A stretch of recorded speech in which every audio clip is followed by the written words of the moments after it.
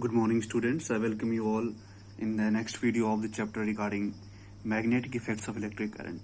तो हम इसका तीसरा लेक्चर आज पढ़ रहे हैं magnetic effects of electric current का। तो पिछला वीडियो हमने कहाँ तक छोड़ा था, आपको मैं थोड़ा रिकैप दे दूं। हमने पिछले वीडियो में मैग्नेटिक फील्ड लाइंस का इंट्रोडक्शन पढ़ा था कि वो पैदा कैसे होती हैं और what do they indicate. So the diagram was like this. हमने मैग्नेटिक लाइंस ऑफ फोर्स की डायग्राम बनाई थी एंड हमने वहां पर ये नोटिस किया था कि that they are originating from north and they are merging at south, और इनकी डायरेक्शन हम कंपास नीडल से निकालते हैं। वहीं से हमें ये पता लगा था कि they are originating from north and they are merging at south. So this was about magnetic lines of force. तो हमने अब आज इनकी प्रॉपर्टीज पढ़नी है। तो सबसे पहली प्रॉपर्टी जो मैग्नेटिक लाइंस ऑफ फोर्स की है वो यही है कि they are originating from north and they appear to merge at south but outside the magnet. इस बात को ध्यान रखिए, but outside the magnet. Outside the magnet they appear to originate from north and merge at south. हमने जो diagram है यहाँ पर मैंने ऐसे बनाई है। आउटसाइड द मैग्नेट हम देखते हैं तो they are appearing to emerge from north and they are merging in south. यहाँ पर वो मर्ज हो रही है।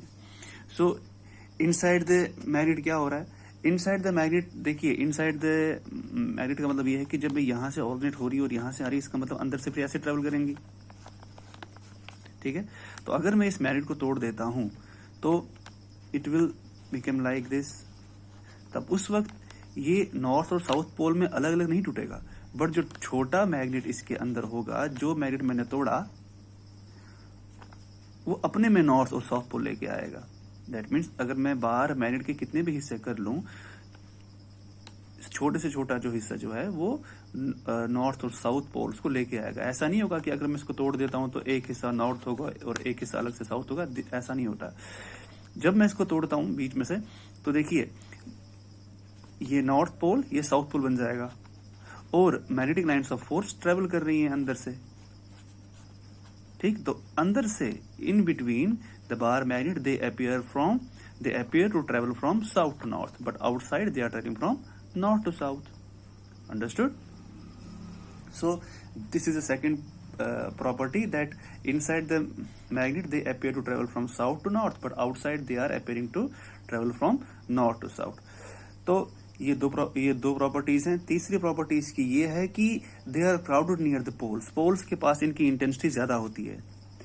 पोल्स के पास मैग्नेटिक फील्ड लाइंस की इंटेंसिटी ज्यादा होती है और साइड बाय साइड इनकी इंटेंसिटी, इनकी जो क्राउडनेस है, जो इनका इंटेंसिटी है, वो साइड बाय साइड कम होती है और पोल्स के पास ज्यादा होती है। This indicates that at the poles the strength of magnetic field is much stronger. Pole के पास मैग्नेटिक फील्ड की स्ट्रेंथ जो होती है वो ज्यादा होती है और साइड बाय साइड इसकी स्ट्रेंथ उतनी स्ट्रॉन्ग नहीं होती है as compare to the poles. और जहां पर स्ट्रेंथ ज्यादा होगी, जहां पर इनकी इंटेंसिटी ज्यादा होगी मैग्नेटिक फील्ड ऑफ लाइंस की, वहां पर इनकी जो स्ट्रेंथ है मैग्नेटिक फील्ड की ज्यादा होगी, और जहां पर इनकी इंटेंसिटी कम होगी वहां पर मैग्नेटिक फील्ड की जो स्ट्रेंथ है वो कम होगी। चौथी प्रॉपर्टी ये है कि जो मैग्नेटिक लाइंस ऑफ फोर्स है वो कभी भी इंटरसेक्ट नहीं करती, चाहे वो एक आपस में क्यों ना हो। यहाँ दो मैग्नेट अगर मैं साथ में रखूं तब भी ये मैग्नेटिक लाइंस ऑफ फोर्स आपस में कभी भी इंटरसेक्ट नहीं करेंगी, बिकॉज अगर ये आपस में इंटरसेक्ट करने लगी तो उस वक्त कंपास नीडल को एट ए टाइम दो डायरेक्शन शो करनी पड़ेंगी, which is not possible. So magnetic lines of force individually या दूसरा अगर इसके साथ रख देता हूं मैं मैग्नेट, कभी भी आपस में उन दोनों की मैग्नेटिक लाइंस ऑफ फोर्स कभी भी इंटरसेक्ट नहीं करती, और न कि एक इंडिविजुअल मैग्नेट की भी आपस में मैग्नेटिक लाइंस ऑफ फोर्स कभी भी आपस में इंटरसेक्ट नहीं करती। और पांचवी प्रॉपर्टी ये है कि in case of parallel magnetic field, parallel magnetic lines of force, जब parallel magnetic lines of force होती हैं ऐसी मान लीजिए, तो उस वक्त हमें ये पता लगता है कि जो मैग्नेटिक फील्ड की जो स्ट्रेंथ है दैट्स यूनिफॉर्म। मैग्नेटिक फील्ड की स्ट्रेंथ जो है वो यूनिफॉर्म है और जहां पर इंटेंसिटी ज्यादा हो वहां पे ज्यादा है। सो ये थी properties magnetic lines of force की। हमने मैग्नेटिक लाइंस ऑफ फोर्स की प्रॉपर्टीज पढ़ी। इसमें हमने पहले ये पढ़ा कि ये ऑरिजिनेट होती है from north to south in case we are viewing it outside the magnet. Outside the magnet magnetic lines of force जो हैं वो ऑरिजिनेट होती हैं फ्रॉम नॉर्थ और मर्ज होती हैं किसमें, साउथ में। But inside the magnet they appear to travel from south to north. ठीक है, ये दो प्रॉपर्टीज। तीसरी ये कि इनकी जो क्राउडनेस है, जो इनका जो जहां पर ये क्राउडेड ज्यादा होंगी वहां पर ऐसा इंडिकेट होगा कि वहां पर मैग्नेटिक फील्ड ज्यादा है। दैट मीन्स पोल के पास अगर इनकी क्राउडनेस ये ज्यादा क्राउडेड है, इसका मतलब पोल के पास इनकी स्ट्रेंथ ज्यादा होती है। नॉर्थ और साउथ पोल के पास इनकी स्ट्रेंथ, मैग्नेटिक फील्ड की स्ट्रेंथ जो है वो ज्यादा होगी। बट साइड बाय साइड हम देखेंगे इनकी जो ये क्राउडनेस है ये कम हो रही है। तो क्राउडेड जहां पर ज्यादा होंगी वहां पर मैग्नेटिक फील्ड ज्यादा होगा और जहां पर कम क्राउडेड होगी वहां पर मैग्नेटिक फील्ड कम होगा।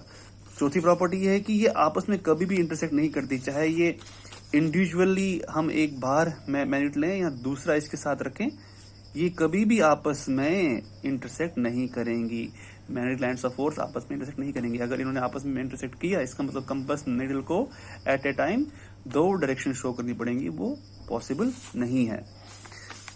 और चौथी और पांचवी और लास्ट प्रॉपर्टी है कि in case of parallel magnetic lines of force this indicates that the magnetic field is uniform. अगर आपके पास parallel magnetic lines of forces जा रही हैं, इसका मतलब ये है कि उस एरिया में मैग्नेटिक फील्ड जो है वो यूनिफॉर्म है।